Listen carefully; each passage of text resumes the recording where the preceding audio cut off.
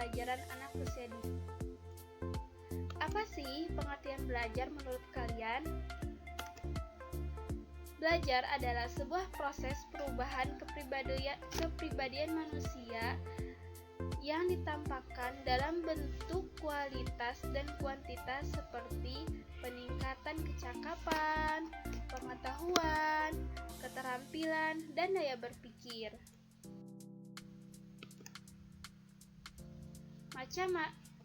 Macam-macam teori belajar. Ada 4 macam teori belajar. Yang pertama ada teori kognitif. Teori kognitif adalah aktivitas yang memahami dan memikirkan setiap kondisi dari sikap dan tingkah laku dilakukan. Jika teori ini dihubungkan pada pembelajaran, maka teori belajar kognitif merupakan segala sesuatu yang berhubungan dengan berpikir, mulai berpikir secara individu maupun grup yang nantinya bisa untuk merubah pandangan, sikap, dan tingkah laku. Nah, jadi teori ini lebih menekankan pemahaman daripada mengingat. Yang kedua, teori konstruktivistik. Teori belajar konstruktivistik adalah metode yang memfokuskan pada proses atau aktivitas pembelajaran yang mendalami pengetahuan secara bebas agar bisa memaknai sesuai dengan pengalamannya. Nah, teori ini merekalah yang harus aktif mengembangkan pengetahuan mereka, bukan dari pendidik ataupun orang lain.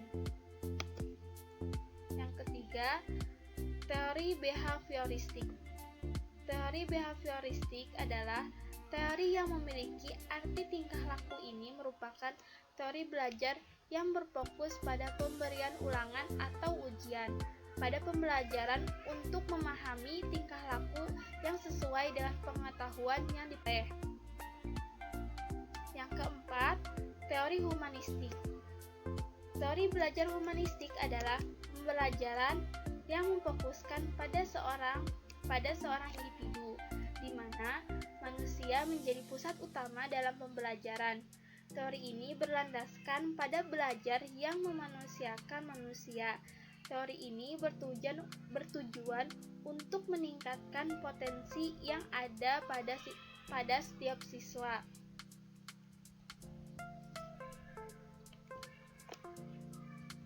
Poin yang ketiga ada implementasi teori belajar pembelajaran anak usia dini. Yang pertama, implementasi teori belajar kognitif, yaitu ke-1, belajar tidak harus berpusat pada guru, tetapi peserta didik harus lebih aktif dan materi yang harus dipelajari harus menarik minat siswa dan menantangnya, sehingga mereka merasa asik dalam pembelajaran.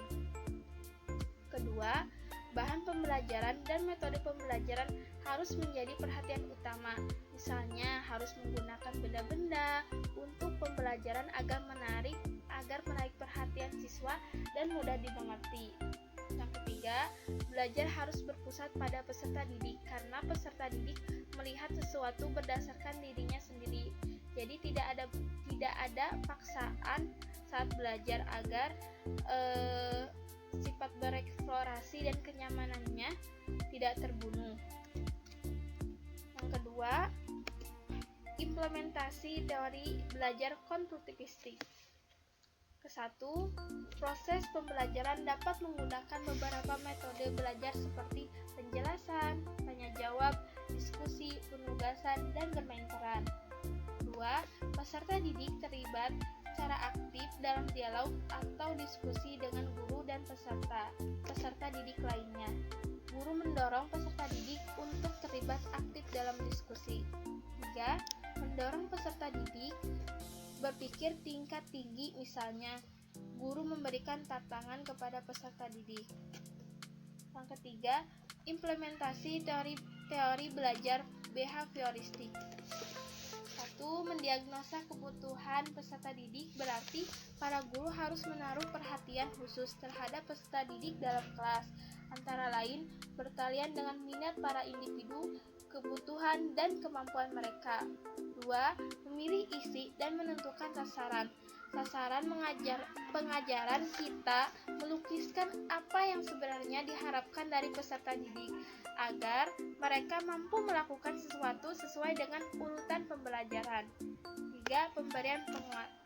Memberi penguatan. Nah, memberi penguatan itu maksudnya kita memberi penghargaan kepada murid atau pujian. Yang terakhir, implementasi teori belajar humanistik, yaitu terimalah peserta didik apa adanya. 2. Kenali dan bina minat peserta didik melalui penemuannya terhadap diri sendiri.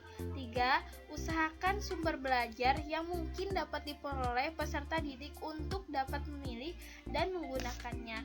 4. Tekankan pentingnya penilaian diri sendiri dan biarkan peserta didik mengambil tanggung jawab untuk memenuhi tujuan belajarnya. Halo teman-teman semua, di sini saya akan membawakan yel-yel tepuk hebat. Oke, kita mulai ya. Sekarang, tepuk hebat, aku hebat, kamu hebat, semua hebat, keren, Masya Allah. Sekian dari saya, mohon maaf bila ada kesalahan ataupun kata-kata. Wabillahi taufiq wal hidayah. Wassalamualaikum warahmatullahi wabarakatuh.